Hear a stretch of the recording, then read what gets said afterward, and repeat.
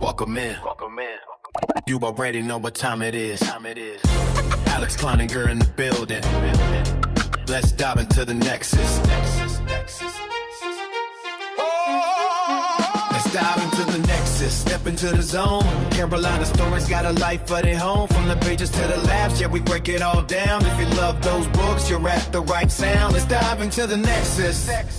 Yeah, the mic stay reckless. Hometown justice, legends in the message. Casey Yokin's on the trail, solving cases non-stop. Turn it up loud, yeah, the Nexus don't stop. We talk plot twists, characters, theories. Off the Q&A, getting answers you've been hearing. Special guests slide through, pull up a seat. Chaotic conversations with the Carolina heat. From small town drama to the mysteries deep. Every chapter got secrets we're ready to keep. Laughs laid back with the energy wild. If you read Kleininger, you already family now. Let's dive into the Nexus, step into the zone.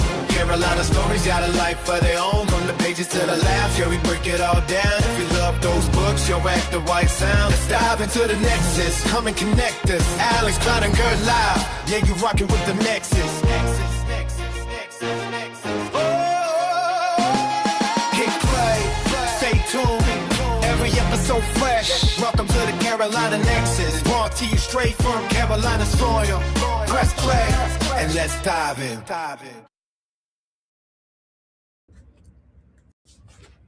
Ladies and gentlemen, welcome to the Carolina Nexus. I want to go ahead and give a huge shout out to Miss Baloo. Thank you for joining us tonight. Tonight we're doing the live read. I'm having to go somewhere else due to internet outage. So I'm sitting in my vehicle outside of a pilot truck stop. So the show must go on, ladies and gentlemen. I am here. I do not have a whole lot of announcements before we jump into the live read. I do have the poster for TCW. It was shared with last week. We're sharing it again this week. No excuses. July 25th, Shelby City Park, right here in the heart of Flair County. Ladies and gentlemen, go out, get the tickets, show up, show out. Let them know you were in the building and tell them the Carolina Nexus sent you. I promise you, Miss Baloo and her crew will take care of you. My wife and Tyson are watching. They're ready to roll. We're going to dive right into this in just a moment. I have one more announcement to make. The judging for the Hometown Justice Hostile book cover contest is still going on. One of my judges was really bad sick and could not participate. So the rest of the judges decided to give them time to heal, recuperate, and give their best.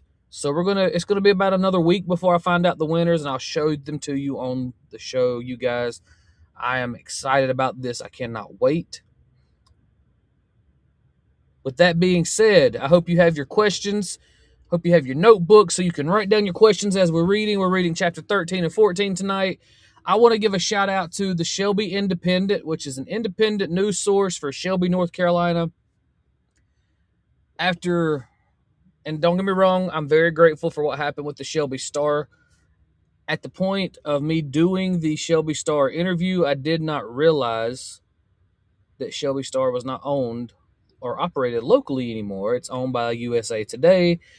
Everything was conducted over the phone, and there was a lot of misspellings. There was a lot of incorrect information in the interview that was published on the page. Again, I made the front page of the Shelby Star, which has always been a dream of mine, but it wasn't the same when all the information was misconstrued and changed. And so I sat down with the Shelby Independent, which is an independent news program operated purely on Facebook. It's a digital thing, and they gave me an in-person interview.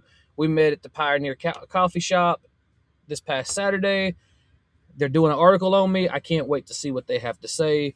With that being said, guys, let's dive right in. I will be turning my camera off to avoid people walking by in the background while I'm reading, because I can't see the camera while I'm reading. So I'm bringing everything. The camera will be off. You guys will be staring at the letter A in the background while the camera is off. Thank you, Miss Baloo. I appreciate the congratulations. And so while the camera's off, I'll be reading. I'm still here I'll go all the way to the end of the chapter. As usual, give you guys the floor. We'll ask questions, and after a little bit of time, we'll jump right into chapter 14. So let's go ahead and dive in. I'm gonna cut my camera off. There we go. And now we're diving into chapter 14 of the chapter 13 of Tigapagon. Ladies and gentlemen, that's not how the chapter starts, I promise you. Just me being funny. As we dive into this chapter, please, for the sake of humanity, go into the rest of this book with an open mind. I'm not someone who judges people based on the color of their skin, their religion, their sex, anything like that. This was all in good fun. It meant no disrespect to anybody. So I want you guys, and I'm sorry about the noise, I want you guys to go into this with an open mind, okay? Now, diving in. Chapter 13. Douglas and Usanagi were in the midst of their evening training when David burst into the dojo, his face flushed with anger. He mocked me, David spat. I gave him the death threat signal, and Ruler just smiled and gave me a thumbs up. Usanagi paused mid-strike, his hand moving to adjust his pompadour. Interesting. The boy shows no fear. None, David growled.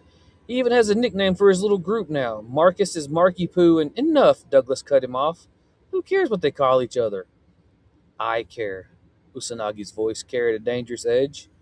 Tell me about these friendships. David straightened. It's always the same four. Ruler, that new kid Ken, Marcus, and he hesitated. And Tyson. Usanagi finished. His dog tags clinked as he turned to face his students. The heir to the Kwando style surrounds himself with friends, just like his father. Before you ended him, Douglas added with a smirk. Yes, Usanagi's eyes narrowed. Before that. Usanagi adjusted his black belt, a cold smile forming beneath his perfectly maintained mustache. Tomorrow we pay a visit to my old acquaintance. But Sensei, Douglas protested, Sheriff Ruler forbade fighting. Usanagi's dog tags clinked as he turned. I merely wish to deliver a message. A reminder of what happened in Okinawa. What kind of message? David asked, eagerly. That some fires, Usanagi ran his silver comb through his pompadour, never truly die out. And that history, he paused, eyes hardening, has a way of repeating itself. Want us to come with you, Sensei? Douglas offered. No, this is between old warriors. Usanagi's smile didn't reach his eyes. Besides, someone needs to keep practicing their katas. Your form is getting sloppy. I'm going to pause right there for just a minute.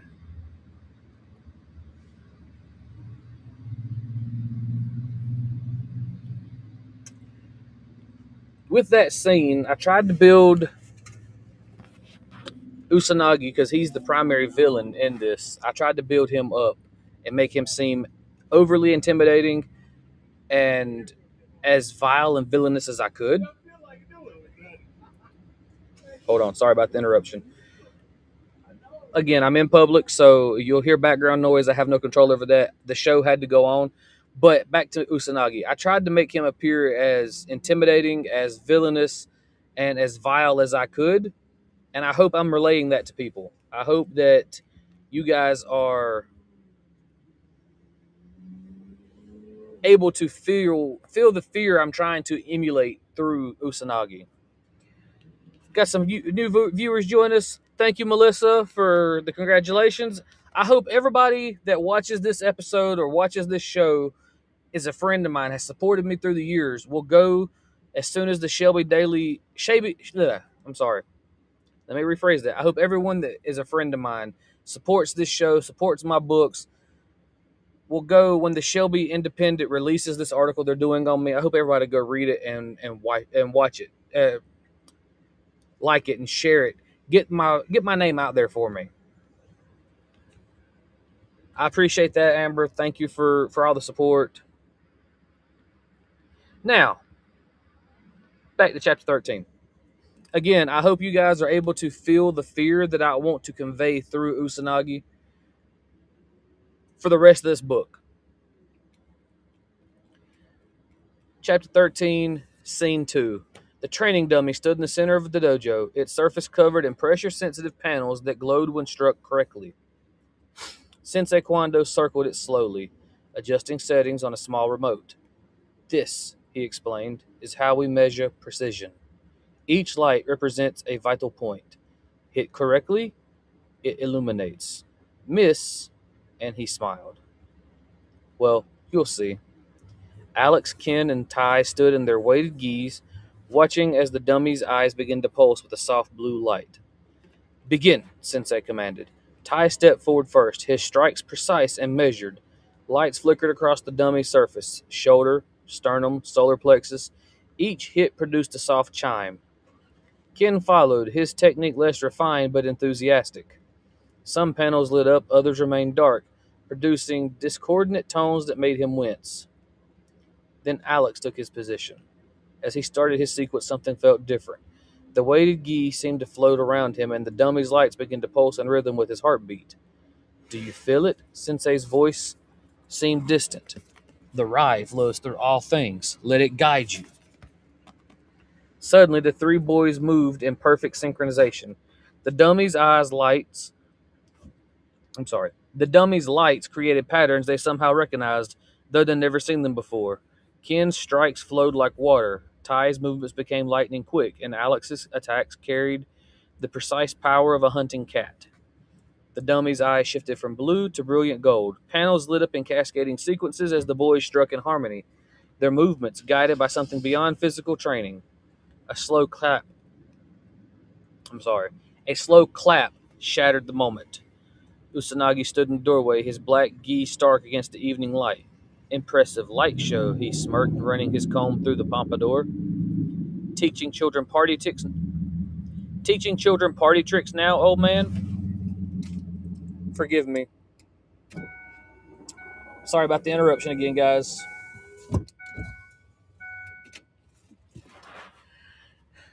Impressive light show, he smirked, running his comb through his pompadour. Teaching children party tricks now, old man? Sensei Kwando stepped between his students and the door. You! Grandpa, who is this? Tai asked. Tai-san, stay back. Sensei Kwando pushes Tai behind him. Alexander-san, Ken-san, you too as well. The three boys had never witnessed Sensei Kwando get flustered this easy. Something about this man before them made their sensei uneasy. I came to deliver a message, Usanagi's dog tags clinked as he moved forward, but I see you're already repeating old mistakes, filling young minds with tales of Rai. His eyes narrowed at Tai, just like you did with Heihachi. The training dummy's lights flickered erratically, responding to the tension in the room. Alex felt the newly awakened energy within him surge, but Tai's hand on his shoulder kept him still. What message? Sensei Kwando's voice carried quiet authority. I came to see if the rumors were true. A Kwando was still alive and teaching children in this podunk town how to fight. I came to tell this rumor, Kwando, that I am the fiend who eliminated the clan from Okinawa, and I will not hesitate to do the same here in America. Usanagi barks, smiling evilly. The way of the fist has always prevailed as martial arts, and no gentle defense, only bullshit will stand in its way of promoting its brand of justice in America. You will leave these sacred halls, Yoshimoto demands. I have no quarrel with you, but if your students harm my students or their loved ones again, you will find yourself feeling my wrath. Usanagi's smile turned cold. History repeats, old man. That's how your son fell, leaving little Tai there without parents. Usanagi turned to leave, striking the dummy firmly in the sternum. The dummy's eyes lit up bright red with a buzzer sound that echoed throughout the dojo. When the sound faded, the dummy's eyes returned to its golden color. All three boys felt it, a pulse of energy that made their weighted gis hum. Usanagi paused for a moment, before disappearing into the growing darkness. Grandpa? Tai asked. Alexander-san? Ken-san? I must ask you to leave, Yoshimoto states softly. My grandson and I have much to discuss. After Alex and Ken had left, Yoshimoto led Tai to a small shrine in the back of the dojo. He knelt before an old photograph of a man in a white gi, the first Kwando crest emblazoned on his chest. This is your namesake, Yoshimoto began softly. Tyson Kwando, my grandfather. The founder of our style? Yes. He trained under the Miyagi family in Okinawa, learning their defensive art, but Tyson saw something more, the connection between human spirit and animal instinct. He discovered Rai while meditating in the mountains, watching how different creatures moved, fought, survived. Yoshimoto touched the photograph reverently. He developed Jangquang Do by blending Miyagi-Do defensive principles with the 9 animal forms. Your great-grandfather was the Kwando clan's brightest mind and was recognized as the dragon-style champion. Each form channeled Rai differently: the tiger's power, the crane's grace, the spider's precision. And our family has passed it down since then, generation to generation. Your father, Heihachi, was perhaps the most gifted practitioner of the dragon style I've ever seen. Yoshimoto's voice caught slightly. But Usanagi, he said, Usanagi was a U.S. Marine stationed in Okinawa. He studied briefly at our dojo, but rejected our peaceful ways. He believed martial arts should dominate, not defend. Yoshimoto's eyes hardened. When he couldn't learn our secrets, he chose to destroy them instead. My parents? Your father refused to teach him the ways of Rai. Usanagi took that personally. After that happened, I brought you to America, hoping to keep you safe until you were ready to learn the truth. And now? Now, Yoshimoto smiled sadly. History threatens to repeat itself. But this time, we have something Usanagi doesn't understand: the power of friendship. You, Alexander-san, and Kin-san have awakened something that hasn't been seen since Tyson's time. Tai stared at his namesake's photograph. What do? We train, we prepare, and most importantly, Yoshimoto placed a hand on his grandson's shoulder, we protect each other. That is the true strength of Jangquang Do. Tai nods in agreement. Grandfather, I want to learn the dragon style, like great-grandfather. Tai says sternly. I believe it is my destiny. Plus, Tai says, stepping closer to the scrolls on the wall, according to this, the tiger complements the dragon, while the dragon complements the ape. The ape complements the tiger. Kin should be the ape. You make wise choice for your friends, Yoshimoto explains. We will break the news to them tomorrow. They both move to the expert level of training and begin to harness and control their Rai alongside you. Outside the dojo, Ken paced back and forth, his weighted gi swishing with each turn. Did you hear all that? About Usanagi and Tai's parents? Ken ran his hands through his hair. Oh man, what if something happens to Sensei before he teaches us to control this Rai thing? We could explode, or implode, or explode and implode. Ken? Alex tried to interrupt. I mean, we just got super powered up like in Dragon Buster X with zero instructions and no instruction manual. Ken continued, his voice raising in pitch. What if I sneeze and accidentally blow up the school? What if I get excited during a magic tournament and my cards start floating? What if... Ken! Alex grabbed his friend's shoulders and stopped his frantic pacing. We're not going to explode. How do you know that? You saw what happened with that dummy. The lights, the energy, the humming clothes. He paused, looking down at his gi. Speaking of which, is it just me or do those weighted clothes get heavier again? Alex sighed. Look, Sensei Kwando wouldn't have helped us unlock Rai if he wasn't planning to teach us how to use it. And nothing's going to happen to him. My dad won't let it. But what if? What if we trust our training? Alex said firmly. What if we trust each other? Ken took a deep breath. Right. You're right. He paused. But maybe we should practice somewhere without anything flammable, just in case. Alex couldn't help but laugh. Even in the midst of discovering ancient martial arts powers and family vendettas, Ken was still Ken. Come on, Alex said, staring down the street. Let's go get some pizza. I promise not to use any mysterious energy powers on your slice. You better not, Ken muttered, following in a step beside him. Though with our luck, we'll probably make the pepperoni start glowing or something. Alex! Ken! Ty's voice cut through their laughter. They turned to see him standing in the dojo doorway, his expression unreadable in the growing darkness. Hey, we were heading out for pizza. Alex called back. Want to join? No time for food. Ty's tone was serious. Grandfather needs to speak with all of us, now. Can't it wait until Ken started? Now, Ty repeated firmly. What he has to tell us, it changes everything. Ken and Alex exchanged looks. The lightness of their previous conversation evaporated as they followed Ty back into the dojo, their weighted gi suddenly feeling heavier than ever. As the three friends entered the dojo once more, they found Sensei Kwando standing in the center of the main classroom. He was now joined by three oblong boxes. These boxes were open to reveal three pristine gis. Kneel before me, my son, Sensei Kwando says softly, his voice barely a whisper. The three boys knelt before Sensei Kwando, their hearts pounding with anticipation. Behind him, the three pristine gis lay folded on a ceremonial cloth, each bearing the proud Kwando kanji on the back. With practiced grace, Sensei lifted the first gi, its fabric seeming to shimmer in the dojo's light. A dragon emblem adorned the left breast, its scales detailed in intricate embroidery. The scarlet color of the material shimmered softly in the light.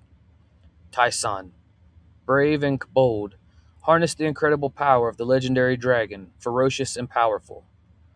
Tai accepted the gi with trembling hands, bowing deeply. The second gi bore a tiger, its stance ready to pounce, its snow-white color beamed with the brilliance. Alexander-san, cunning and quick, harnessed the speed of the legendary tiger, silent and strong. Alex's fingers traced the tiger emblem as he received his gi, the weight of its significance settling over him. Finally, Sensei lifted the third gi. Let me repeat that. Finally, Sensei lifted the third gi, revealing an ape emblem that somehow managed to convey both wisdom and strength. The fern-colored gi contrasted the bright colors of the other two gis. The three friends knelt there, each holding their destined styles, feeling the hum of Rai. Kensai. Kinsan. Quiet, reserved, harnessed the gentle spirit of the formidable ape, graceful and brutal. For once, Ken was speechless as he accepted his gi. All thoughts of exploding Rai forgotten in his silent moment. All thoughts of exploding Rai forgotten in this solemn moment, responding to their new paths. Through the windows, the setting sun cast three distinct shadows behind them. One serpenting like a dragon, one prowling like a tiger, and one protecting like an ape. Sensei Kwando's expression grew serious as the boys admired their new gis. There is something else you should know, he gestured toward the ancient scrolls lining the dojo's walls. Within our library lie the secret techniques of all 9 styles, each one passed down through generations of the Kwando clan. The boys looked up, their eyes drawn to the weathered scrolls. But, Sensei raised a cautioning finger, you must promise me you will focus only on your designated styles. The dragon, he nodded to Tai. The tiger, he nodded to Alex. And the ape, he nodded to Ken. These were chosen for reasons beyond your understanding.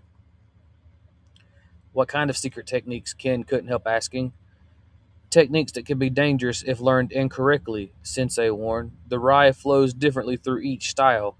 Mixing them without proper training, he let the warning hang in the air. But we can train together, right? Alex asked, clutching his white gi. Of course. In fact, you must. The dragon's power strengthens the tiger's speed. The tiger's precision enhances the ape's wisdom, and the ape's adaptability complements the dragon's force. Together, you are stronger than apart. Tai bowed formally. We understand, grandfather. Do you? Sensei's eyes twinkled. Then why are you still staring at the scroll room? The boys quickly snapped their attention back, looking sheepish. But as they prepared to leave for the night, each couldn't help but wonder what secrets those ancient scrolls held. All right, guys.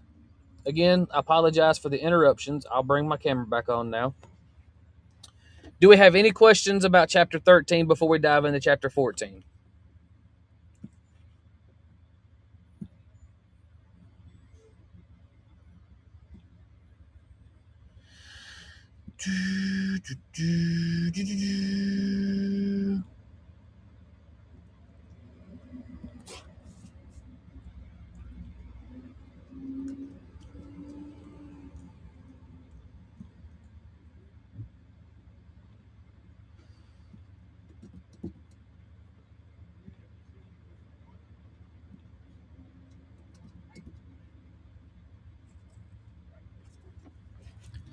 Any questions at all about Chapter 13?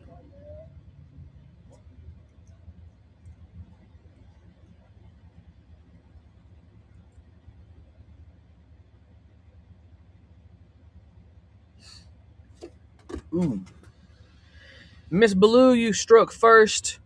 You want to know what's on the scrolls. Those are forbidden techniques that Ty, Alex, and Ken have been told they cannot learn. But as you will see later, they do end up learning some of them.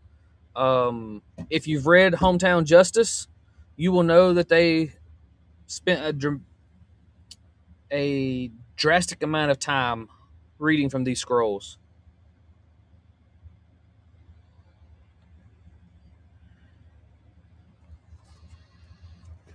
Well, Amber, don't just say question. Comment it. Show me what you got. Show me what I'm working with. Sorry about the shakiness of the camera, guys. Again, I'm having to operate from outside my usual place. Amber wants to know. Was it going to show up? There it goes. Amber wants to know, where did I come up with the different animals for the 9 different animal styles? Okay, so I'm going to break this down for you guys. It's an Easter egg. Again, I'm very open about this. My wife knows this. My kids know this. I live nerd culture. One of my biggest franchises that I support as a nerd was Mighty Morphin Power Rangers.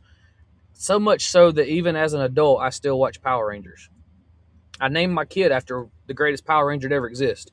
My son Tyson, his middle name is Oliver. That came from Tommy Oliver and Oliver Queen the Green Arrow. But anyways, so in Mighty Morphin Power Rangers Season 3 and the 1995 Mighty Morphin Power Rangers movie, they introduced us to 6 animals. The falcon, the ape, the bear, the wolf, the crane, the frog. That's where 6 of the 9 styles came from. The dragon, the tiger, and the spider I created on my own. The dragon came from me wanting to include Tommy Oliver's Green Ranger powers, and that was Dragon Zord. The tiger came from the tiger being my favorite animal, and Alex is based off me, so there we go. And then the spider, I don't know exactly where I came up with the spider idea, but it stuck. And it's on a minor character, so you don't really get to see a whole lot of the spider style in the prequel. There may be more spider style stuff in the future. Just bear with me on that one.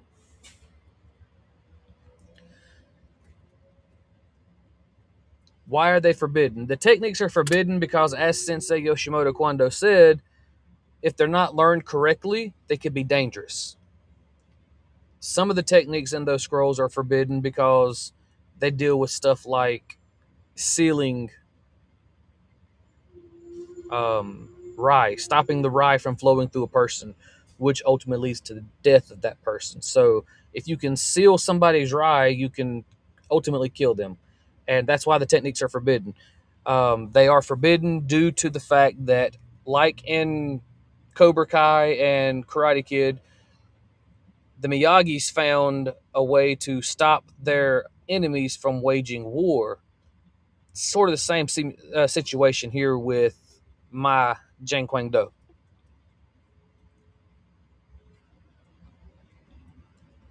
Thank you. Thank you very much.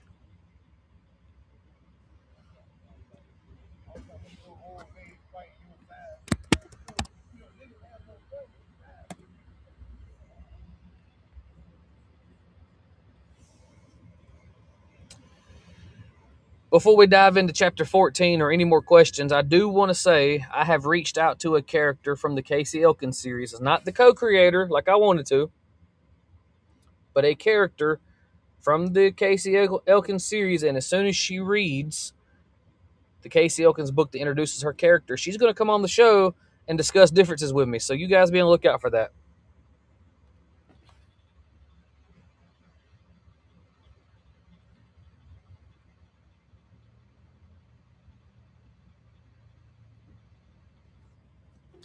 And yes, for those of you that read this comment and go, that's where he got it from. The character of Tyson, Taekwondo, was who we named our youngest son after. It's where his first name came from. His middle name came from Tommy Oliver, Oliver Queen. But Amber is asking, who is he based off of that she knows that I know? And the correct answer to that is no one in particular. I took qualities of some of my favorite anime characters and made them into Tai. Um, Goku, Naruto, Luffy, Ash Ketchum, Yugimoto. I took some of their best qualities, blended them together, and made Tyson.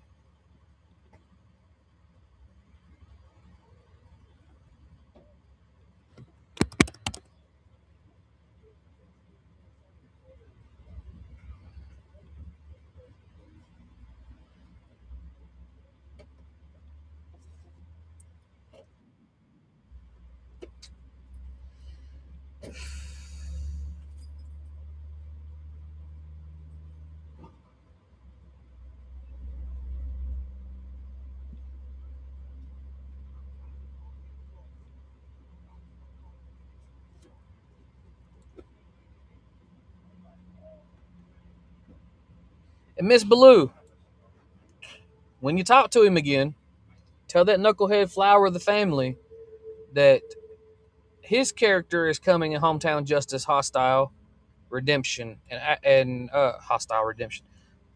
Yeah, Hostile Redemption and Alliance. His character is going to be prominent there. Since, he doesn't talk to me anymore. Amber wants to know, why was Sensei Kwanda so protective over the kids when Usanagi walked into the dojo? So, the short answer I could give you is read the next book. But I'm not going to be that mean. In the next book, you will learn that Usanagi spent time in Okinawa, which Sensei Kwando said that here. He spent time in Okinawa. He betrayed the Kwando clan after he realized they would not teach him to use Rai destructively. And he basically napalmed the village. He fought Heihachi Kwando and Lilac Kwando, Tai's parents, to the death. He killed them with his bare hands. And that caused Yoshimoto to flee Okinawa with Tai. So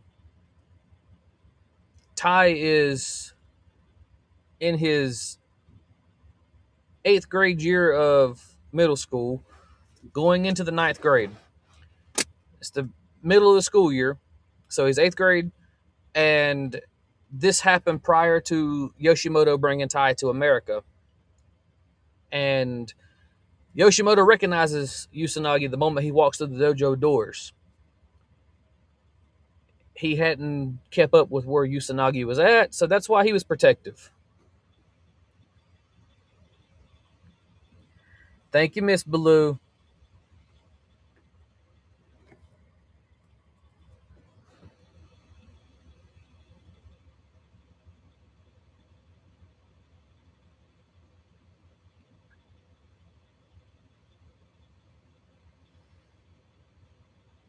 All right, last call for questions before we jump right into chapter 14.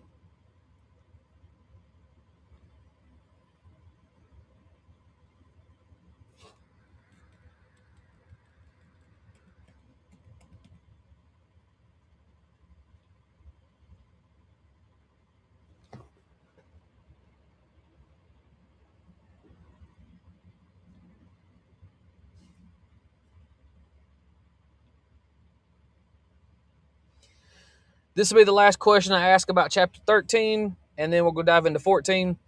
She says, sad. Follow up. Will Tyson ever learn what Usanagi did to the Kwando clan? Yes.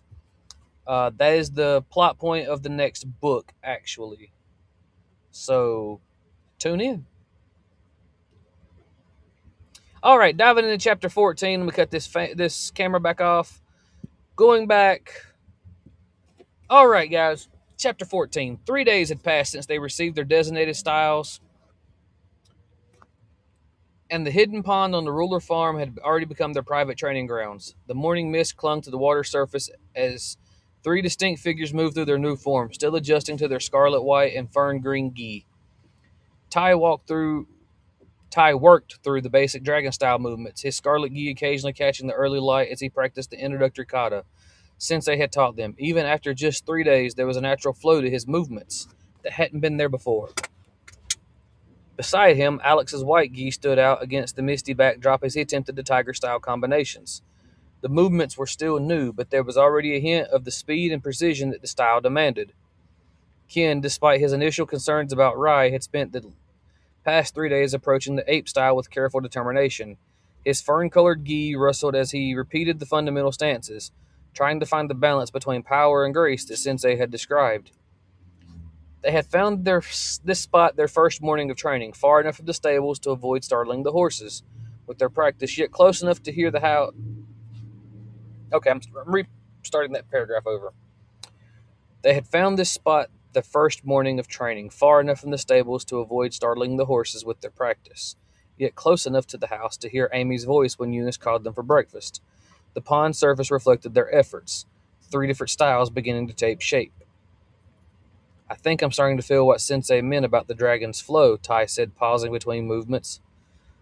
Better than yesterday when you nearly fell in the pond, Ken grinned, still working on his stance. Alex paused his own practice, wiping sweat from his forehead. 3 days wasn't long, but already something was different. Not just in their training, but in how they moved, how they thought. The weight of their new responsibilities was still settling in. Looking at the scroll grandfather sent here with me, this is the kata to unlock the Dragon Fang technique. It is a pure Rai technique that will deal a fair amount of damage to my opponent. Tai explains, reading the scroll again. It can evolve into the Dragon Claw through many battles. Wait, you mean Rai techniques can evolve? Alex asked. Like Pokemon? Similar in concept, not entirely accurate. Tai smirks. When the Rai technique evolves, the technique changes in the way it can be used. Alex rubs his chin in thought. Ken stops his training to look over Ty's shoulder at the scroll. Why don't you demonstrate the technique? You already mastered that kata, Ken asked. It isn't enough to just master the kata, Tai explains. I have to be able to tap into my own Rai and control it. So wait, Ken asked, confused now. I thought we already had the ability to do that. Technically, we do. But we haven't trained enough to do so, Tai explains. Remember the foundations we learned? Nothing worth having is easy to have. Right. That's why I shocked Sensei when I turned punishment into training. Alex remarks as he finishes his kata. Tiger style. Tiger Fang. He strikes the tree before him and is shocked to see some of the bark chip away as the Rai escapes his fist. I almost did it, he exclaims. The tree's natural Rai repelled yours. You still have much to work on, Tai explains. Perhaps we could work with some basic Rai training routines? No hands tree climbing, anyone? No hands tree climbing? Tai, did you hit your head? Ken asked. This isn't Naruto. We can't do that. Same concept, different energy source. Tai says, here, watch. Tai digs into his front pocket, removes a small knife blade. He turns and faces a nearby tree.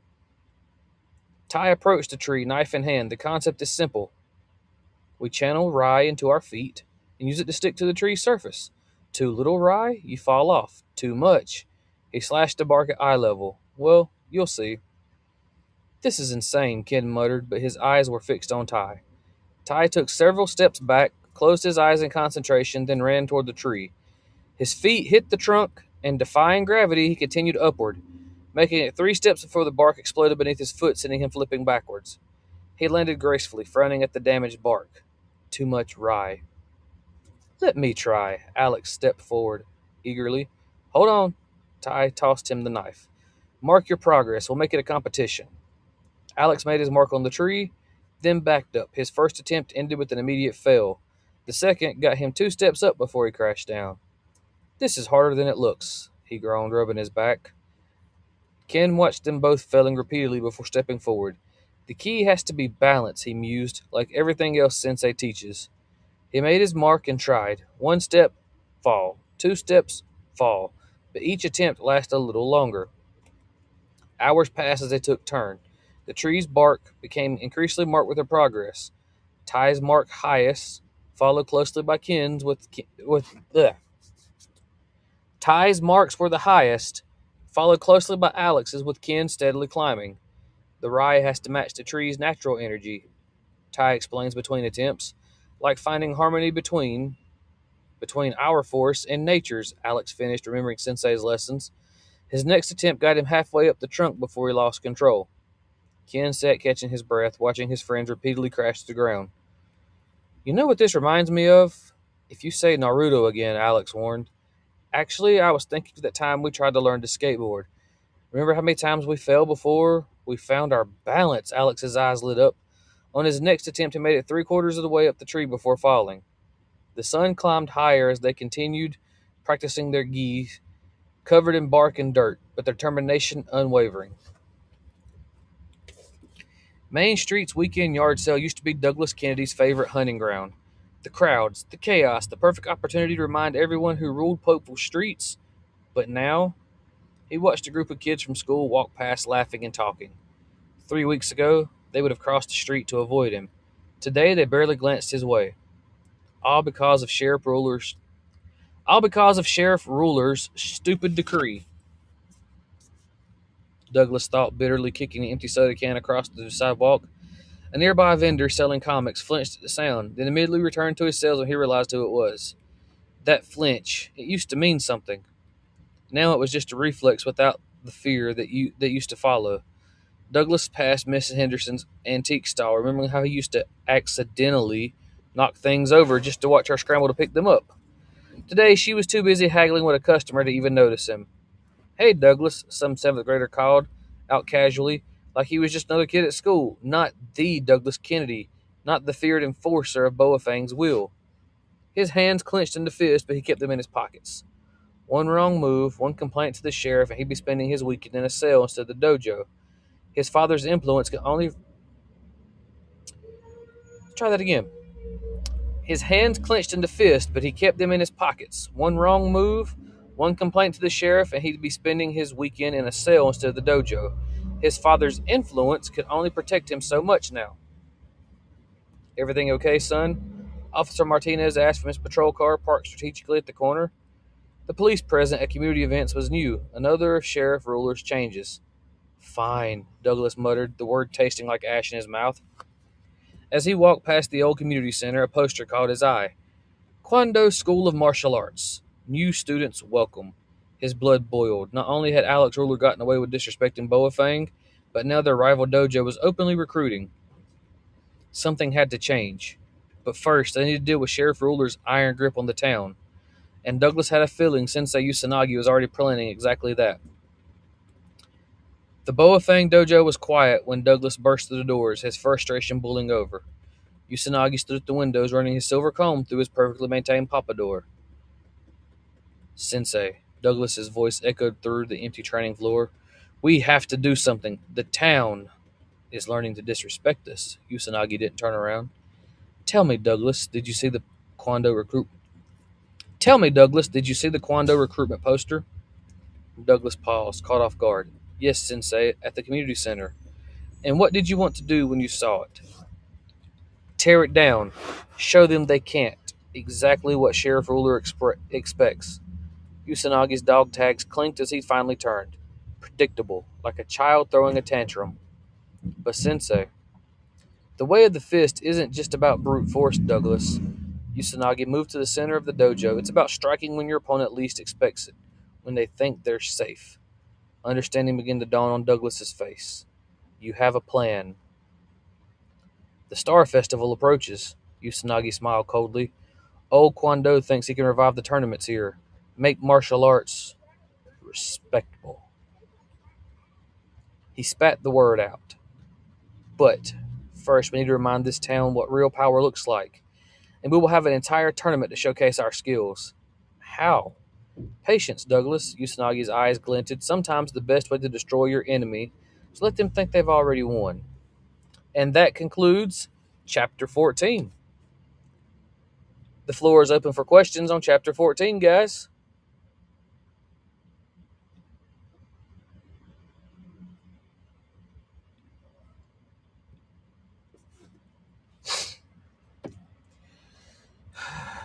I will turn my camera back on now. So the floor is open for discussion, questions, comments, concerns, uh, comparisons, Easter eggs you pulled out. Let's hear them.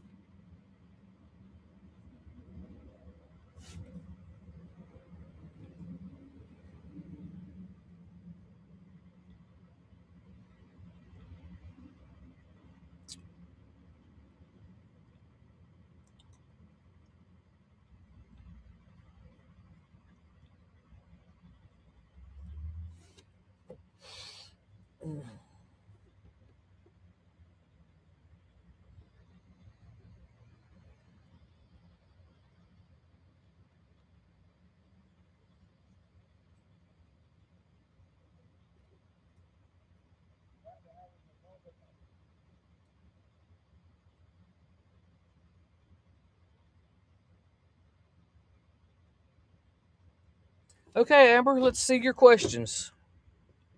Give me all of them, all at once. See what you got.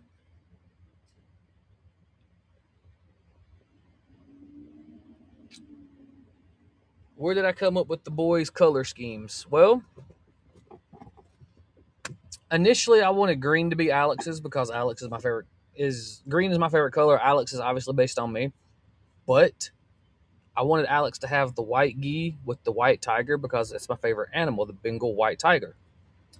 So for Ty, it ties into the dragon.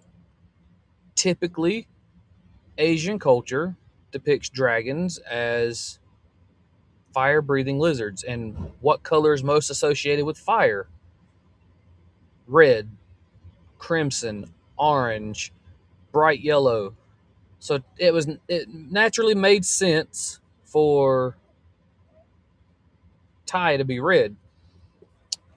The decision to give Ken green was made because where do gorillas primarily live? Where do apes primarily live? In a forest. What color represents the forest? Green. That's where they came from.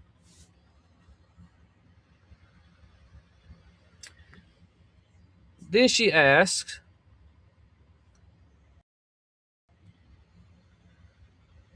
were you actually watching Naruto during the part where Alex, Ty, and Ken are attempting to walk up a tree? I agree with Ken. That sounds like some Naruto mess there. Actually, no. When I wrote that part, I was discussing Naruto with our oldest son, Justin, and the idea spawned on me at that point. In the background, as I wrote that chapter, Justin was sitting to my right. We were discussing Naruto, but in the background, we were watching Dragon Ball Z, Dragon Ball Super, the Tournament of Power arc. Then her other question is, why is Douglas so angry? You talking about just in chapter 14 or throughout this entire book? That's the follow-up question I need you to answer to your question. I can give you an answer for both, either way. Just tell me which one you want to hear first. And her fourth question is, here's what I want to know. What in the blue green, you know the rest of that phrase, is wrong with Usanagi? He's a little bit scary. Usanagi is a character that is not based off anyone I know. He is a amalgamation of all of the worst villains I know in history. So I took the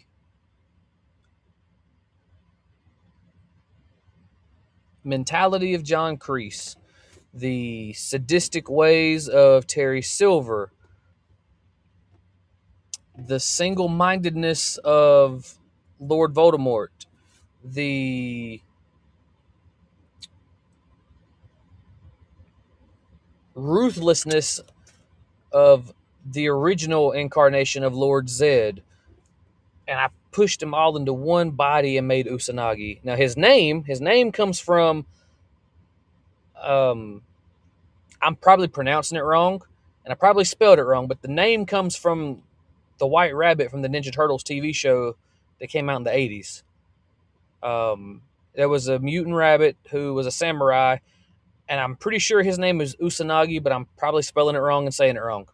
That's where that all comes together. He started out as a villain.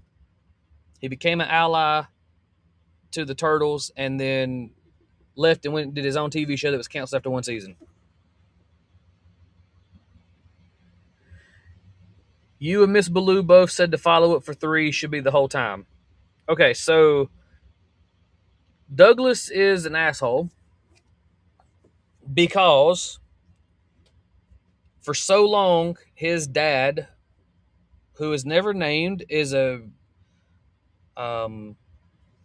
he operates in the shadows, sort of a drug dealer type thing. It's never explicitly stated what his dad does, but his dad has reach. His dad has money. And that has made Douglas spoiled. Every time Douglas gets in trouble, he gets pushed under the rug. Well, when Alhan Ruler took over, the sheriff of Pokeful, that stopped happening. So that was his first gripe against Alex, why he bullied Alex.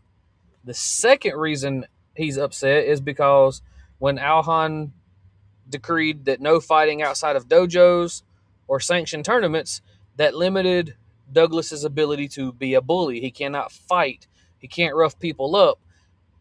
Essentially, Alhan neutered him by taking away his ability to fight outside the dojo. Yes, Miss Baloo, his dad does have a dark side, but he's not relevant to this story. Mr. Kennedy will come in the future. Not in the sequel to this story, but in the hometown justice of modern day, Mr. Kennedy returns. This was a prequel for many, many, many, many, many reasons, but it introduces the concept of Mr. Kennedy. Keep that in mind as we continue the live reads. And guys, before I answer another question, I just wanted to bring it to your attention. With me starting this new job and having evenings off, I may do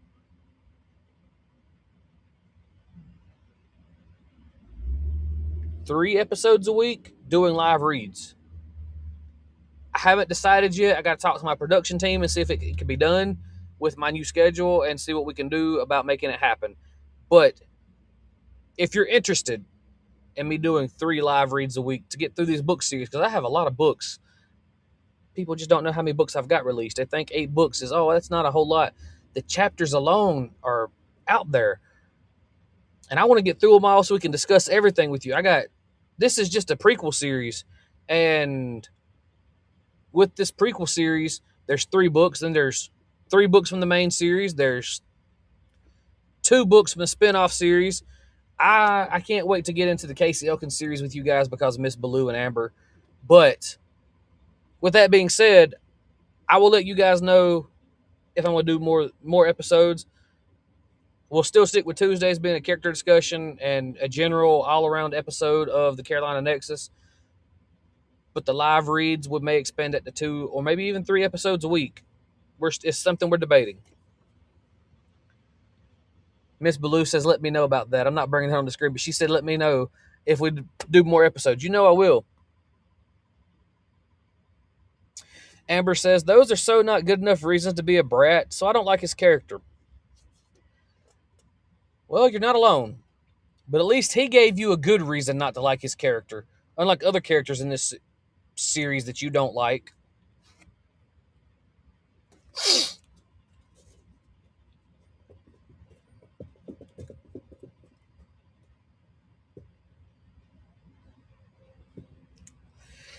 Yeah, again, when you break it down by chapter, you're realizing, or I'm realizing, that's a lot of chapters to go through to get to the main series. Because Tigapagon Enter the Tiger, Tigapagon Enter the Tiger, the book we're reading now, has a total of 38 chapters in it.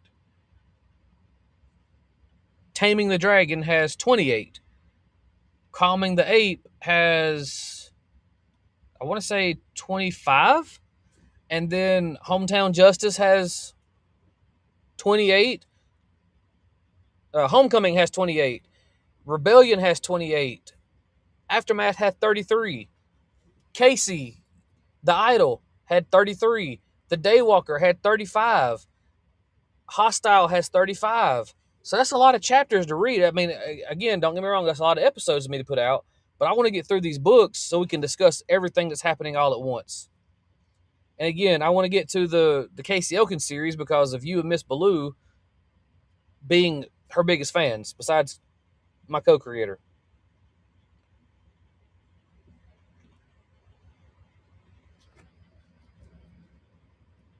All right, guys, I think we're going to wrap it up here. If there's no more questions, if I have any more questions about chapter 14, I'll answer them. If not, we're going to call it a day. And I'll see you guys hopefully tomorrow night in a better environment besides this one. Because I know the light's getting like it's obscuring the view because it's coming in from behind me. But hopefully the internet thing gets fixed and I can do a episode tomorrow. If the internet thing isn't fixed, I'll make an announcement on the Carolina Nexus page and let you guys know if we're going to be doing tomorrow night's episode or not.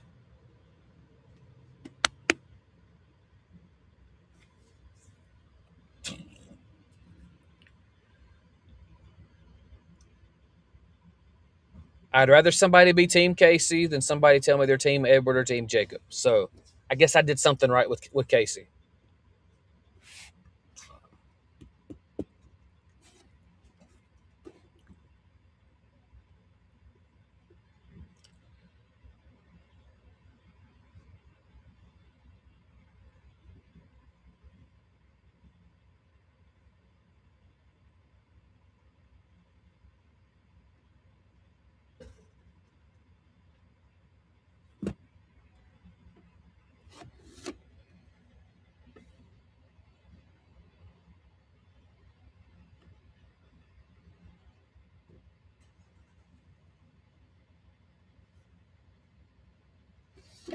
All right, if there's no more questions, you guys, until next time when we dive in. Next week, we'll be reading chapter 15 and 16. And just from the opening line of chapter 15, tease you guys a little bit.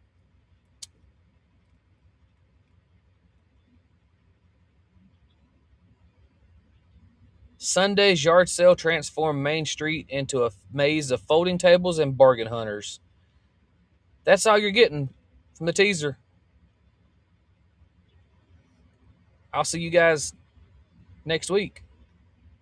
Let's dive in.